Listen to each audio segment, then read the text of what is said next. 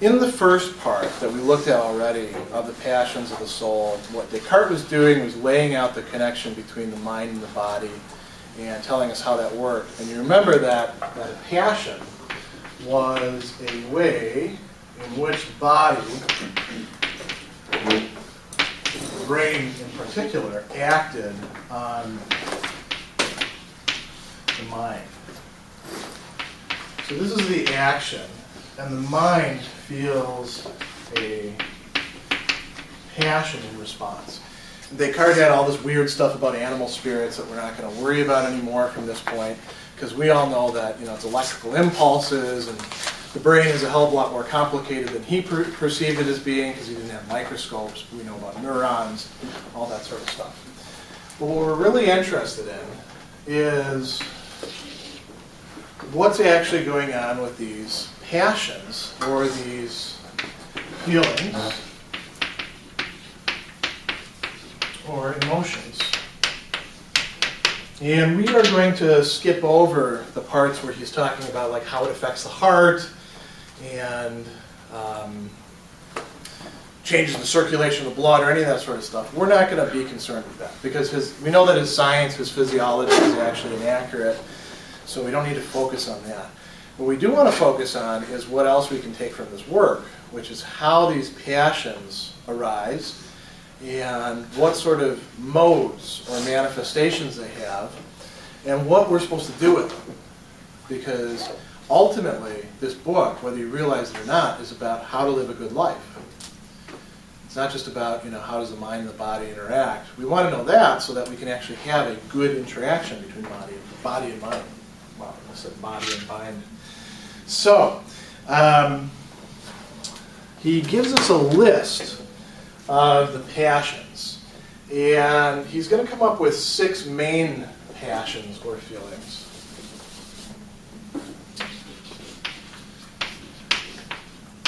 Wonder or amazement or astonishment,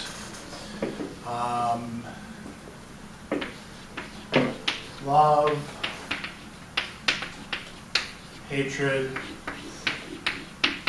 desire, joy, and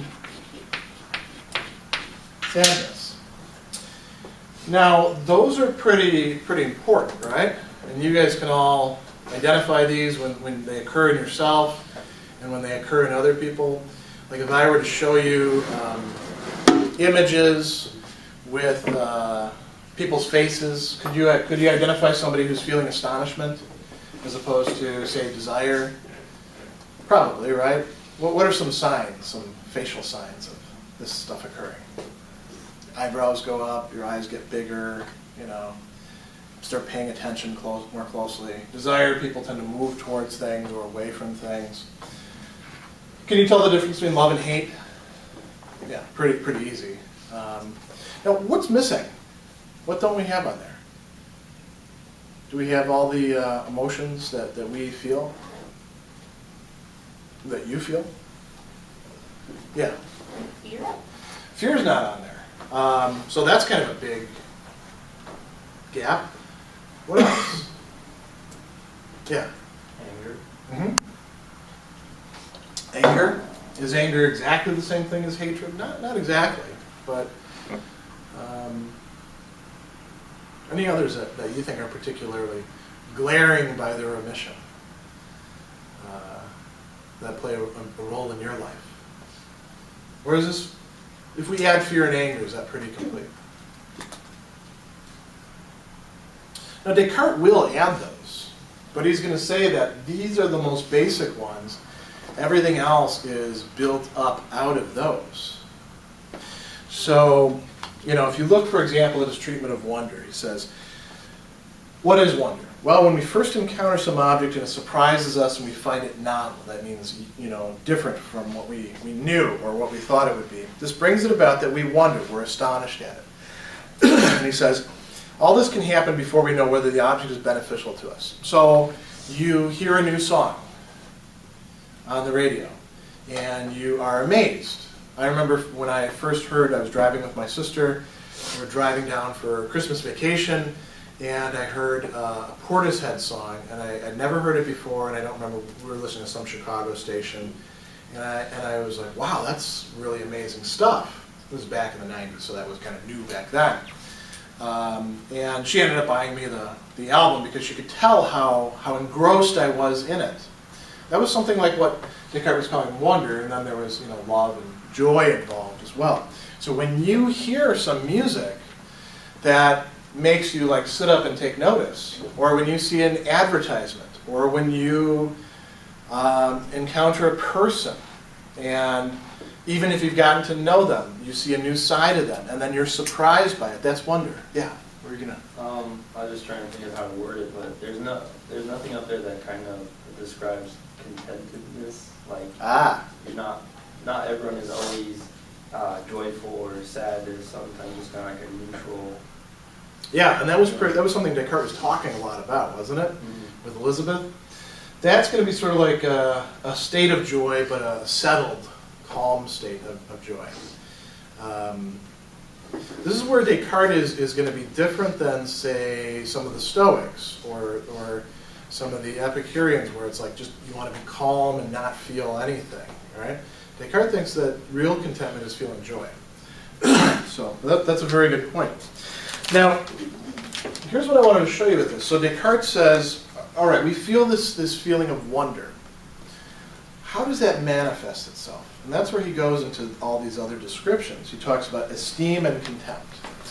So we don't use this word esteem very much, except in self-esteem. And when you have self-esteem, what does that mean? Does it mean you like yourself? It's not exactly that. Like confident? Okay, yeah, we often associate it with confidence. We want to develop self-esteem in high school and kids so that they have more confidence and they can approach their work better. But what is it to actually esteem yourself? It's to value yourself. He says, wonder is joined to either esteem or contempt, depending on whether we wonder at how big the object is, how, metaphorically, so it can be valuable, or how small. So we can esteem ourselves, giving rise to the passion of pride, the corresponding behavior, or we can contempt ourselves. We can look down on ourselves. It's kind of interesting to think about that. In order to look down on yourself, you kind of have to be above yourself in some respect, don't you? For the you that you're looking down on, I'm so stupid, I'm so ugly, pick whatever people say to themselves. There's the you that's saying that, which is sort of placing itself above the you that's actually suffering that. And somehow these are both the same thing. Can we do this with other people? Yeah, we can esteem or scorn them, and like he says, when we esteem or contempt other objects we regard as free causes capable of doing good and evil, that'd be you and me, free causes. We're able to choose our actions. Our esteem becomes veneration, and our simple contempt becomes scorn. Now, veneration, again, not a word we use an awful lot. Scorn, I think you guys understand. When we, again, look down on somebody and say they're no good, we have all sorts of words. That person's a dork, that person's, stupid, they're worthless, that sort of thing. We're looking down on people in that case. We're scorning them. And that's an expression of this emotion, this passion. Then he talks about love and hatred. Why do we love and hate things? It's something we don't ask ourselves a lot. Well, Descartes says when we love something, we love it because we think of it as good with regard to us. So in a very trivial way, I love my coffee, right? If I come to be friends with you, and we develop a deep, abiding friendship, I don't love you the way I love my coffee, right? At this point in the semester, if we think those are the identical forms of love, there's something wrong. Also, I shouldn't love my cat. If you're really my friend, I should love you in a way that goes beyond loving my cat, because you're a different kind of thing. You actually are a free cause. You're a human being. But we love those who we see as being beneficial or good with regard to us. So why do I love coffee? Is it good for me to drink as much coffee? I drink about 2 pots a day. Does it strike you as a good thing to do? Based on your knowledge of human physiology? Is that a bit too much? Maybe even a pot a day is a bit too much. I love the taste. That's what I love about the coffee. I love the fact that if I don't have it, I have a hard time staying awake. But I don't love it like I love my cat, or like I love reading philosophy, or like I love, great papers or things like that. How is reading a good student paper beneficial to me? That's kind of a weird thing to think about. Yeah? Shows you that you're effectively teaching material and that they're able to think clearly on it. Yeah, I guess so. A student is what Descartes is calling here a free cause. So I can provide you with, the opportunities to do well. But then it's your actual choice to do all the work that's required to do well. I don't really teach you so much as lead you up to a bunch of things and then say, hey, look at this. What do you make of this? And what are you going to do with this? And then you actually do the work required for that. And I know I like it. I actually get something out of it. It's hard for me to figure out what the hell that is. But as I'm reading good papers, I'm like, yeah, this is great stuff. Sometimes it's hard to figure out exactly how it's beneficial. What do we hate? If what we love is what's beneficial for us, we hate things that are harmful to us. So sometimes we don't realize them as harmful. Again, if I'm drinking 2 cups of coffee every day on average, that's actually harmful to me, right? And I don't hate the coffee. As a matter of fact, I actually love the coffee, but that's just because I don't know any better, or what knowledge I have is not actually getting put into effect. What are things that you do hate that you actually are pretty clear about? Are any of you ticked off that this storm is coming in and that it may actually extend your travel times to get back to your homes for Thanksgiving? Does that tick you off? I'm ticked off about the fact that it's going to extend my time just getting back home. And I live just up the road. None of you are actually upset about that? Big storm. It would be perfectly reasonable for you to feel a sense of hatred towards that, that storm. It seems kind of unreasonable because it's just weather, right? But we're talking about passions here. We're talking about feelings, emotions. It's getting in your way. How many of you have to drive back? Are any of you driving back? Or the rest of you are taking the train or planes or train? Trains are not bad. Planes, there you might have some trouble because it doesn't take much to ground them, right? Yeah. And that's the busiest travel day of the year. So you actually would have more cause to be ticked off about the storm than those who are taking trains, because trains are pretty reliable. Car, somewhere in between, right? But we don't like things that affect us negatively. What about desire? Desire, Descartes says, is for the future. Whereas we feel love and hatred in the present and wonder in the present. When we desire something, we desire what we don't have, or we desire the future possession of what it is that we do have. He says, I take time into account. All desire looks forward, not only a desire to acquire some future good or avoid some future threatening evil, but a desire to stay in one's present state of having some good or lacking some evil. So, do you desire to be healthy? How many of you are healthy right now? All of you should be raising your hand at your age. But do you want to stay healthy? Okay, so that's about a future that doesn't yet exist. And it leads you to doing certain things. It can motivate you. What are things you desire not to happen to you? Say, here's a good example. What would be the worst Christmas present for somebody to give you that would really bother you to get? More schoolwork. What's that? More schoolwork. More schoolwork. It's hard to conceive of how that would be possible, but let's say you had some relative that could somehow make it that all of your classes were retroactively like thrown into suspense, and you had to do one essay more for each class, and that you open up like, you know, the gift, and it reads there, and you're like, what the hell is this? What you're feeling, if you think about that, is aversion. An aversion is a desire not, a desire against. It's also about the future. Now, notice what else he can call out of this.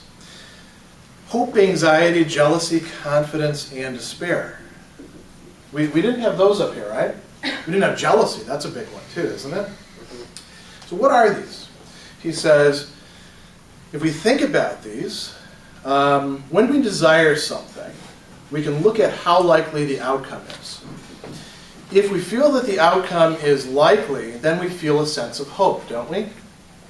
All of you right now, I think, have a legitimately founded sense of hope about passing this class, getting, you know, I hope about all your classes, but I don't actually know. And then, you know, getting on with finals week, getting out of here, coming back next semester. That's founded on some basis, right? You're not just sort of pulling that out of the air. That's a outcome that you see as likely. When you don't see something as likely, then you feel a sense of anxiety. Are any of you feeling a sense of anxiety about any of your exams coming up? You're worried about whether you're going to be up to tackling them, or whether something else might come along and screw things up for you. You know, whether your jerk roommate will like keep you from being able to study, whether you'll be able to concentrate when you need to. That's a sense of anxiety, and that is coming from worry about the future.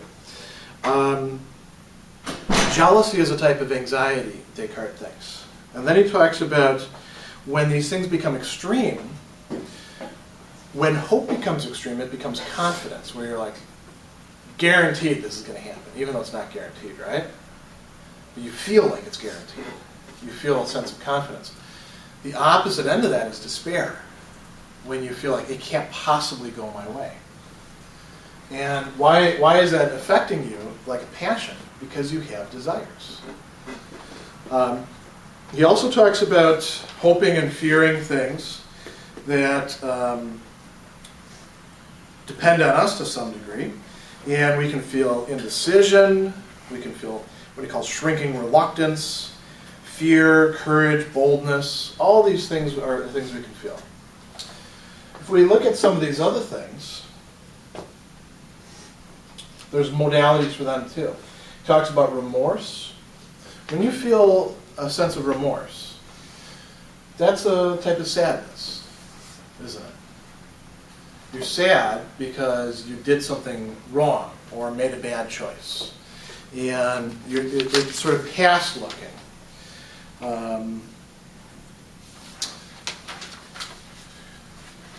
What are joy and sadness then? Let's look at these. So he says the thought of a present good. And when he says thought, don't just think imagination. Think about your perception of things. Because when you're sensing things, what you're actually sensing are thoughts in your mind. They're thoughts of, you know, a row of students, or of a clock, or of a camera. Those are thoughts.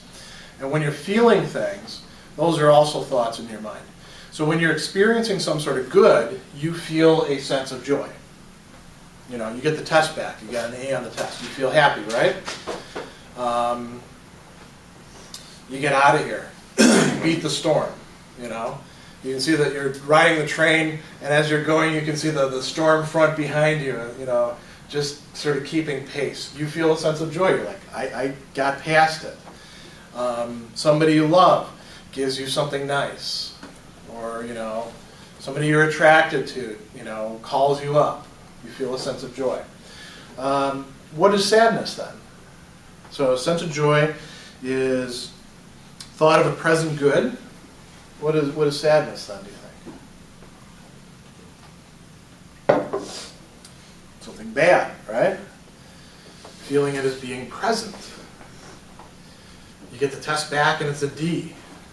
Now you feel sad, right? You got, hopefully this isn't going to be the case, but I'm going to use it as an example. You get, where are you flying out? Like Newark or JFK? Okay, JFK is wow. That's I fly out of there too, and it's no fun, right? You get to JFK. Well, let's actually think about the things that you would, in a Cartesian sense, make you sad. You get there, and the lines are just forever, right?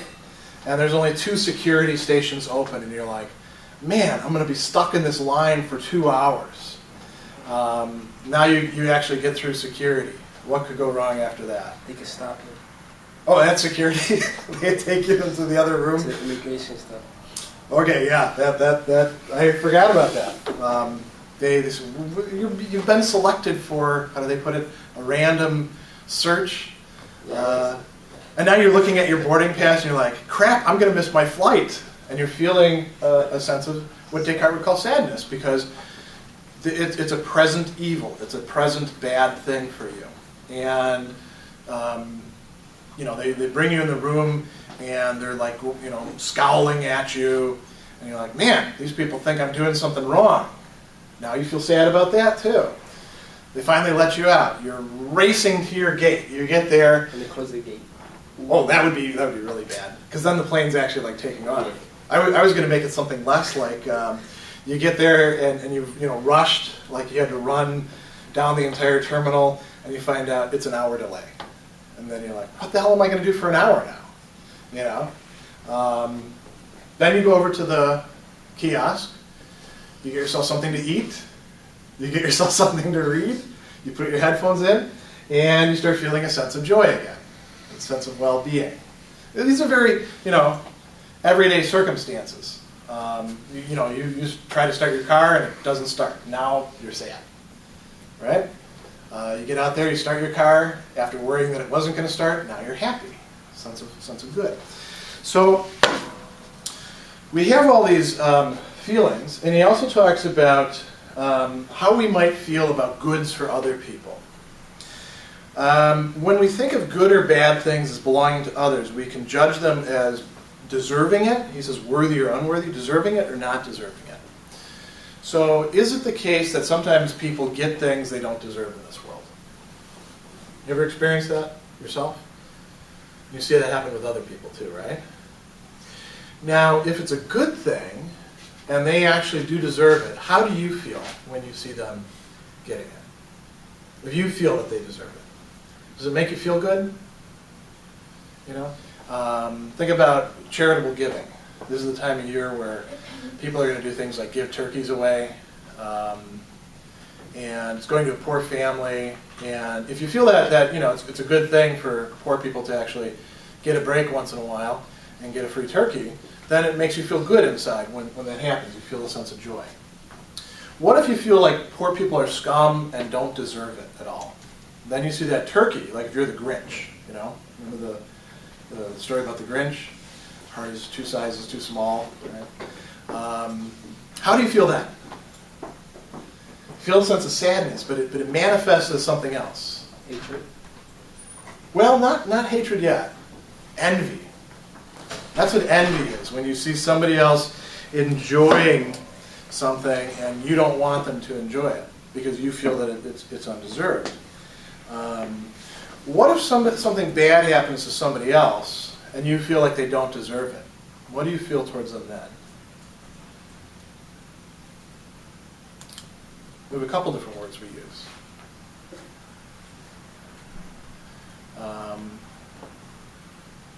What would be some examples?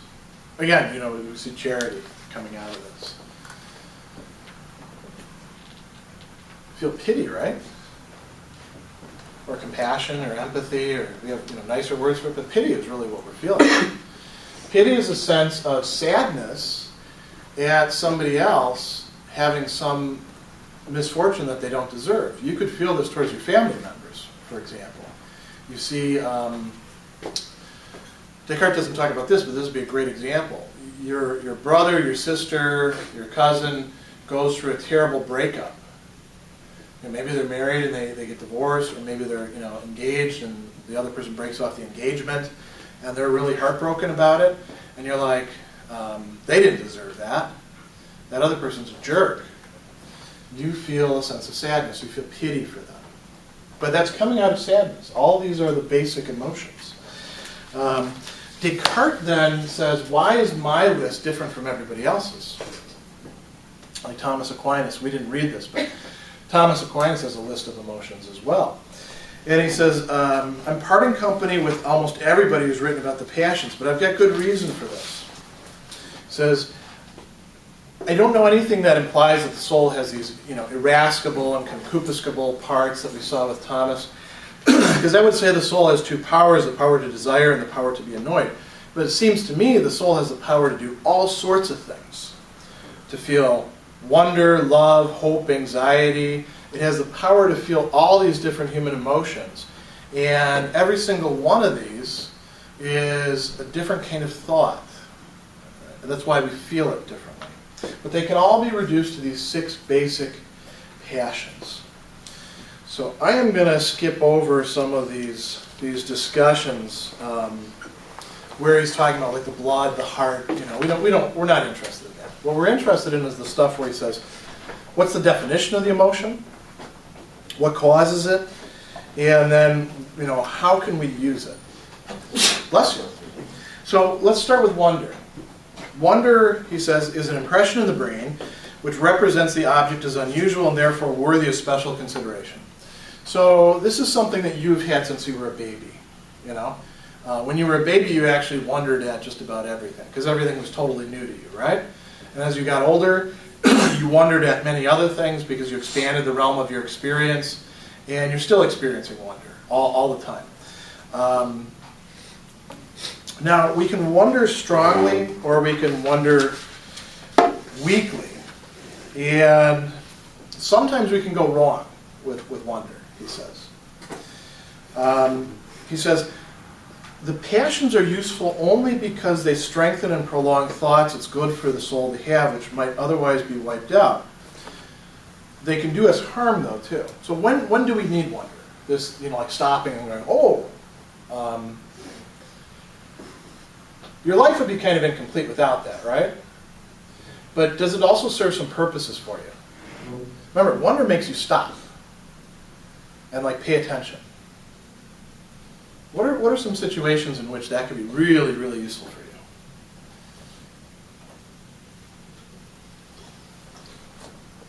To break, yeah. To discover new things.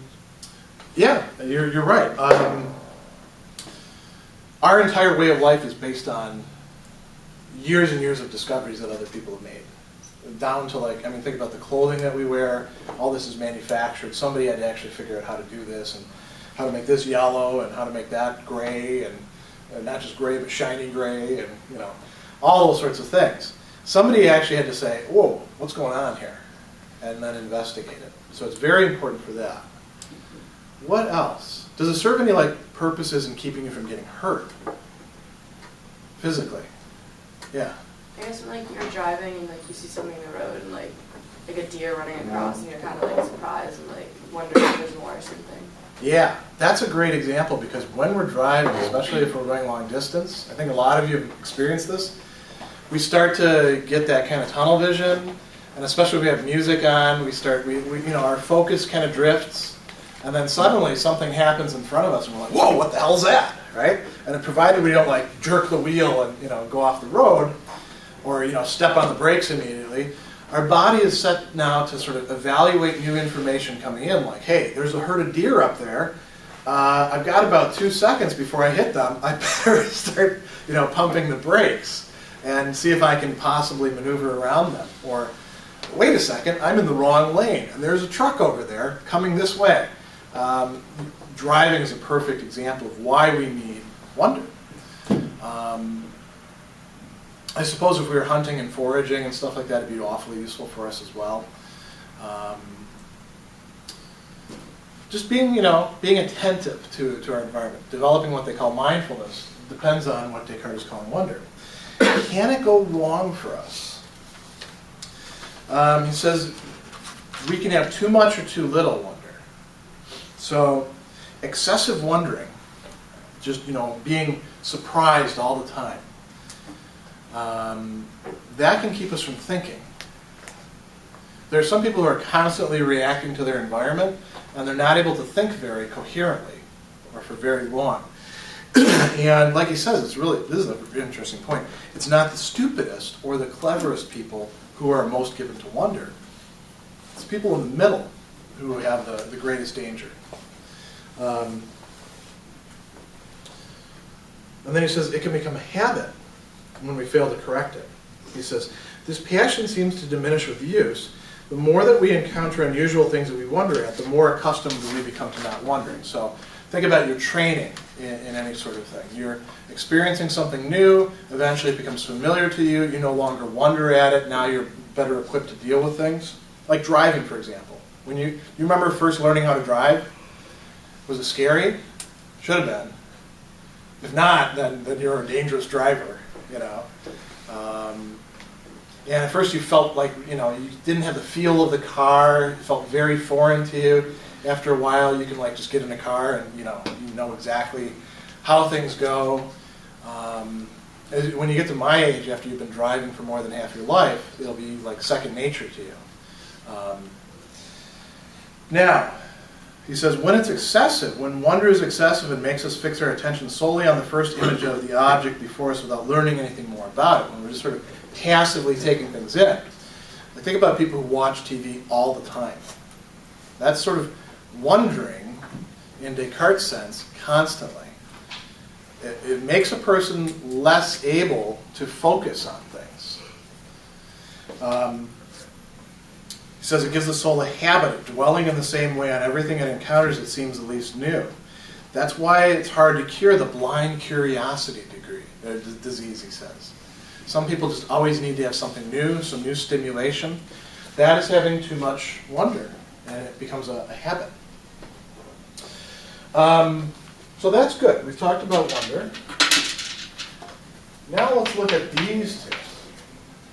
He tells us some more stuff about this. And what he says is kind of interesting.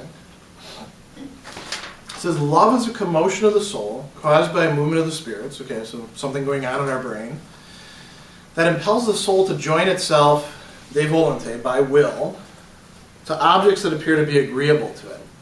So when you love, I'm going to do a little bit of erasing here. Here's you, and here's some object. When you love, you're kind of joining yourself to that object in your mind, in your feelings, in your soul. You're connecting yourself with it. Hatred is the opposite of this, wanting to be separated from objects that appear to be harmful. So you don't love just anything. You love objects that are in some way, like he says, agreeable. Things that are appropriate to you. Sounds a little bit like Thomas Aquinas, doesn't it? When we talk about natural love. So if I love the taste of coffee, and we'll get to sense stuff later, there's something in it that's agreeable to me. If I love certain music, there's something in that that's agreeable to me. If I love a person, that means that I want to be with that person in some respect. Could be romantic, where I want to be romantically attached to this person, or I want us to be part of some unit. It could be love in terms of friendship. It could be a lot of different kinds of love. So he says, what is this de volonté? He says, I'm not using this to talk about desire. I mean our consent to considering ourselves from now on as joined with the thing we love in such a way as we imagine a whole of which we are one part and the beloved thing is another. So it's sort of like, remember Aristophanes and the two trying to become the one, the whole? Descartes is saying something kind of like that. Love is a movement on your part that wants to unite you with the thing that you love. Wants to see you as being part of some larger whole, some larger unit. Doesn't mean that you lose yourself, but it becomes part of you. Hatred is like the opposite. You want that thing as far away from you as possible. So, Descartes wants to say we have as many kinds of love as we have objects. So he says, consider this. What does a miser love? Miser? Yeah. Money. They're the ones who are always hoarding money. Or greedy people. What do greedy people love? Money, right? What does a drunk love? Alcohol. Alcohol. Yeah, he has wine, but it's because he's in France. For us, it could be beer or gin or anything you like. What does an ambitious person want? What do they love? Success? Yeah, he puts glory, but I think success is a term that we use more. We don't say, I'm aiming at glory. We say, I'm aiming at success. And then he talks about two interesting contrasts. He says, a brutish man having desire or love for a woman that he wants to rape, an honorable man's for his friend or mistress. These are both coming from the same basic passion. One is a brutal thing, violates another person, right? One is actually sort of honoring the other person in the thing. He says, though very different from one another, these are all alike in involving love. But the first four, people love only for the possession of the objects, like being, wealthy, being successful, drinking wine, somebody else's body that you don't have. They don't actually have love, but only desire mixed with other particular passions. In contrast to that, he says, a good father's love for his children is so pure, so clean and clear-cut and free of impurities, he doesn't desire to have anything from them. He's not trying to get something from them. He loves the object for the sake of the object. Again, it sounds a lot like Thomas Aquinas, doesn't it?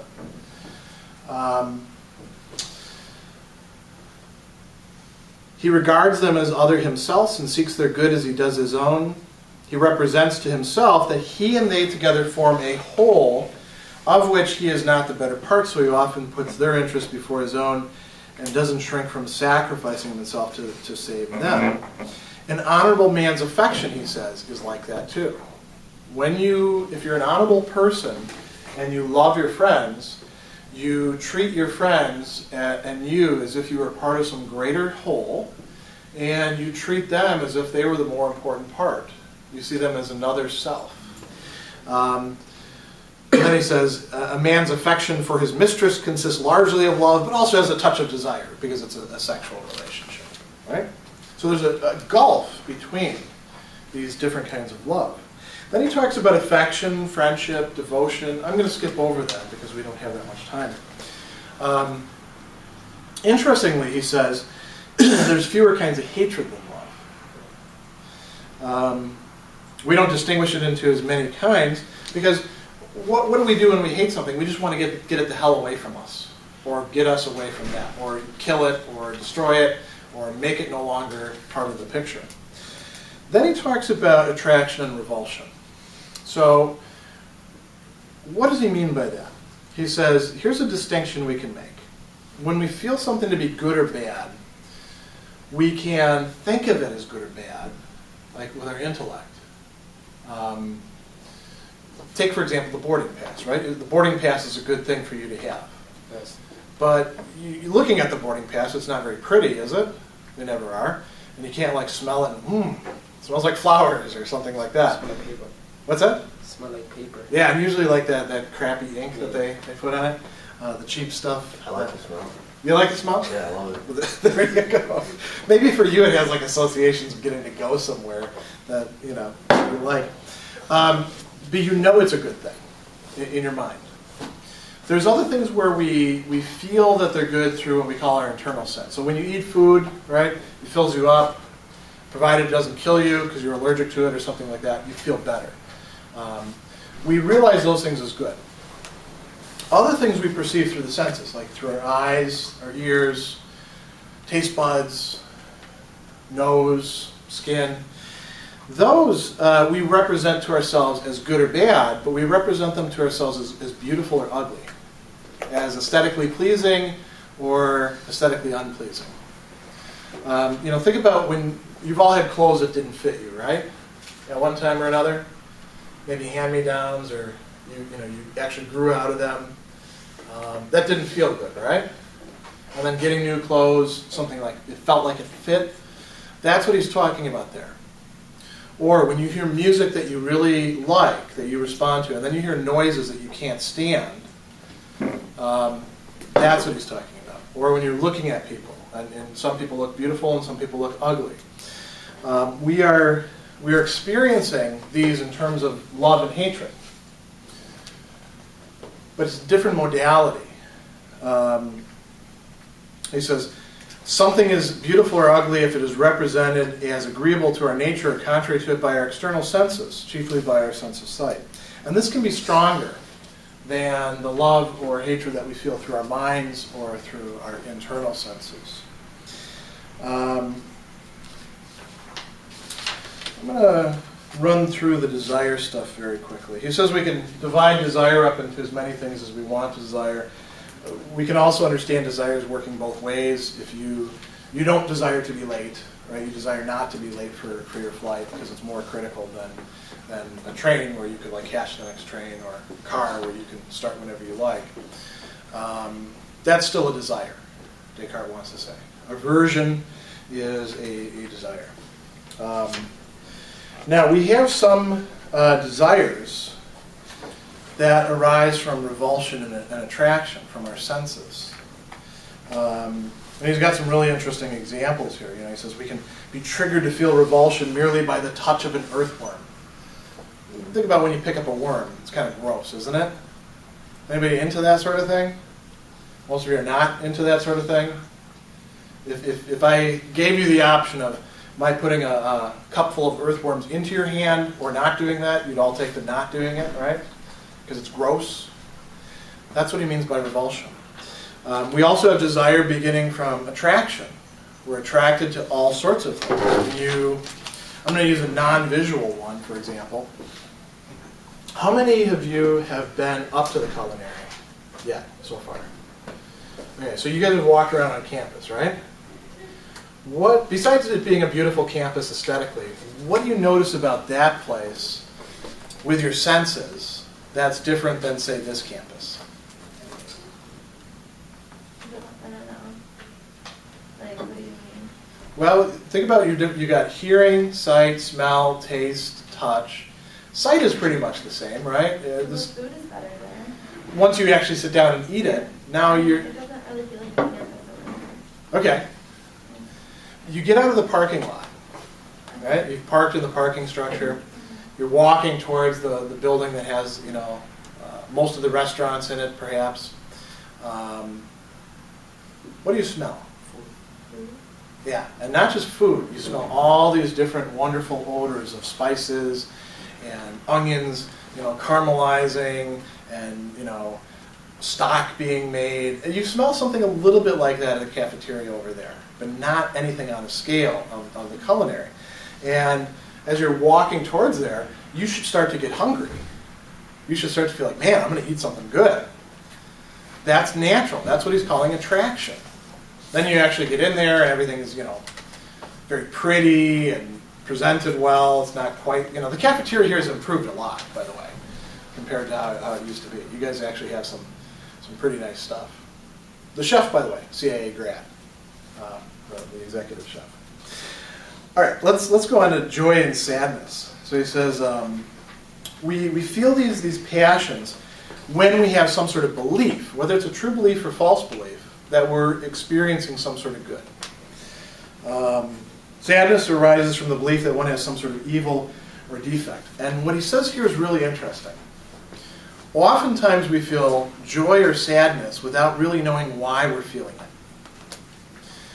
If we feel desire, we know why we're feeling desire because we can point towards, I want that, or I want not that. Same thing with love and hatred. And wonder, when we are surprised at something, we know what we're surprised at. We may not know exactly what it is, but we can say, yeah, that thing over there. Joy and sadness, and this goes to your question about contentment, is something a bit more global. He says, we often feel joyful or sad without being able to get a clear view of the good or evil that causes this feeling. Well, why?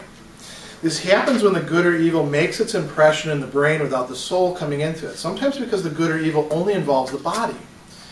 Think about the contentment that comes with feeling comfortable. These small things that go into, like, oh, for example, how many of you are looking forward to going home to not necessarily even see your relatives, but to be in the place where you grew up? Surprisingly few of you. Are the rest of you anxious? When you go in, like maybe they kept your old room, or you're used to the living room or something like that. Are there parts of the house or apartment that you particularly like, that you are going to be looking forward to going to? When you sit down there and everything is familiar to you and it's very comfortable, you're going to feel what Descartes is calling a sense of joy. You're not going to be thinking about it at all. Probably not even after us talking about it here. You're going to forget about all this. Your body is going to settle into your favorite couch or the view that you're used to having. And you're going to feel good about it. Then again, maybe they'll move the stuff around and you won't find that. And you'll be like, what the hell happened here? Everything's out of place. But you won't actually say this. You'll just have a kind of global feeling of that, of joy or sadness. I'm going to skip over the discussion of pain and pleasure and how those fit in. He talks a little bit more about this. He says, young people often take pleasure in undertaking difficult tasks and running great risks, even when they don't look at this as a source of profit or glory. The thought that the undertaking is difficult forms in their brain an impression. When joined with the impression they could form if they thought it a good thing to feel sufficiently courageous, happy, skillful, causes them to take pleasure in doing so. I don't think this just applies to young people. I think this applies to all of us. When we're doing things that we're actually good at, it feels good, right? Like if you're good at working out, if you do it regularly, that feels good, doesn't it? Push the bar, you get a lot of weight on it, you're doing it with good form. Those of you who are athletes know exactly what I'm talking about, or musicians or anything like that. On the other hand, when you're experiencing difficulty with these sorts of things, you feel a sense of discontent, of sadness, right? Now, he talks about all sorts of other stuff here that I'm going to totally skip over, having to do with, the blood moving around and all that. Because I want to get ahead to where he talks about, I'm actually going to skip over the signs of the passions. That's interesting stuff, but what are these passions good for? So we talked about wonder. It's a good thing to actually be surprised so you can pay attention to stuff and then, get yourself out of trouble or take opportunities or think about how to discover things. What are love and hatred good for? What is the point to them? Well, there's a couple issues involved here.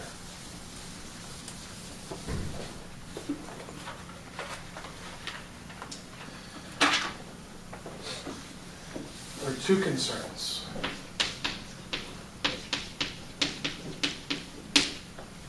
One of these has to do with knowledge. Is the passion based on true knowledge? And the other one, I'm just going to say, has to do with feeling good as a good thing.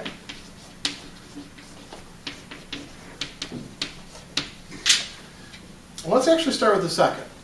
Descartes thinks that on the whole, love is better to feel than hatred, and joy is better to feel than sadness. Would you agree with that? Or is anybody here they love to hate? I suppose if you're an internet troll or something like that, then that would fit in. But then you actually just derive pleasure from being upset. It feels good to be united in your feelings to something that you consider to be good. Think about the good feeling about being on a team when you think that the team is actually doing the right thing, or being involved in a project that's bigger than you, that you see as valuable. That feels really, really good. Think about the feeling of love that you have towards some other people, in terms of your friends, in terms of your pets, in terms of your parents. Down the line, perhaps, if you have them, your children. That feels better than to hate. Doesn't hating kind of suck? When you hate things, doesn't that feel bad for you? It doesn't just feel bad for what it is that you hate, it also feels bad for you, doesn't it?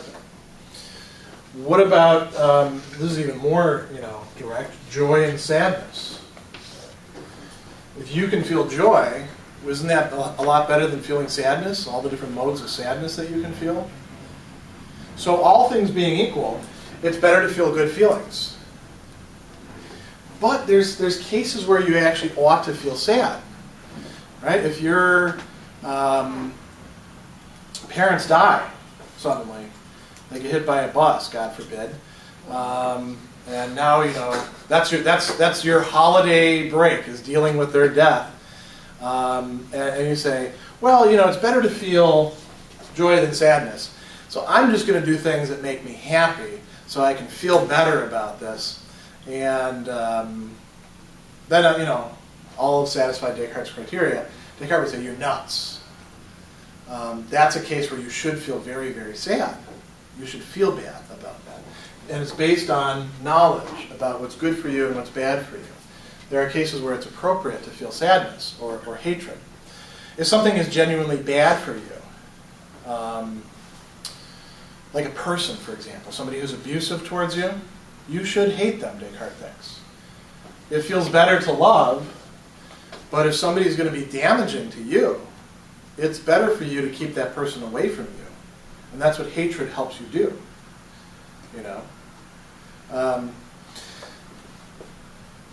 Now, you've got these two criteria. Why do we have to be really careful with these passions? He says, the passions can, help us out. They can lead us in the right way. But there's many things that are harmful to the body that don't cause sadness initially, or they even produce joy. What would be some examples of that? They make you feel good, but they're actually bad for you. They're harmful for you. For the body. Some drugs. Mm-hmm. Yeah. I suppose if we want to say, if we want to count some things that are just like medicine as drugs, then the sum would be appropriate there. But most of the things, when we put them under the title of drugs, are things that people take because they feel good, but they're usually bad for you. Some may have some good effects, like marijuana with the nausea that cancer patients feel, or things like that. But and actually, they found like drinking a glass of wine a day, red wine, is good for you. Drinking 3 isn't. But people who tend to drink 1 a day tend to drink 3 or 4 quite often. And so, they may make us happy, but we don't want to rely on our passions. We want to think it through. I know I'm happy having seconds and thirds at meals that I like. Is that good for me to do every time? No. Is exercise painful when you first start out doing it? Your body tells you, I don't really feel like doing this elliptical, but it's good for you, isn't it? So you don't want to follow your passions when it comes to all those sort of things. And he says, also the passions nearly always exaggerate the size and importance of the goods and evils they represent, inciting us to pursue the goods and flee from the evils with more ardor and zeal than is appropriate.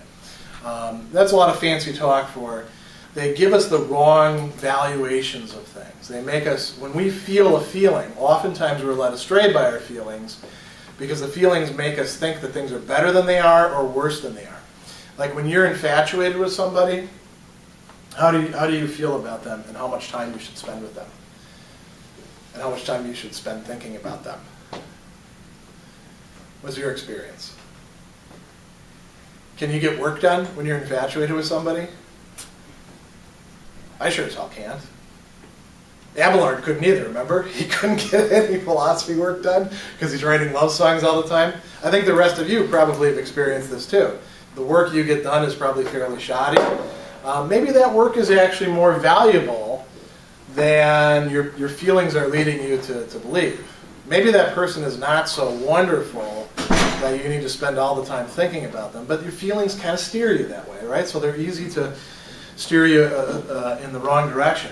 We talked about anger as an example too. When you get angry with somebody, you feel like the only thing that you want to do, the only thing that really matters is showing them that they're wrong and, you know, making them suffer in some sort of way. But if you looked at it more objectively, how would you see it? Is that really that good of a thing? Is that really so valuable compared to, say, losing a friendship or looking like a jerk in front of other people or letting your blood pressure get out of control? I've used that example a couple of times. Probably not, right? So we want to be using reason, not relying on the passions. We want to feel the passions where they're helpful for us. And it is good to feel a sense of joy. It is good to feel a sense of love. We want to have a life that includes that. But we want it to be measured by knowledge and reason, and ultimately by habits of virtue. So that's where we'll end. A little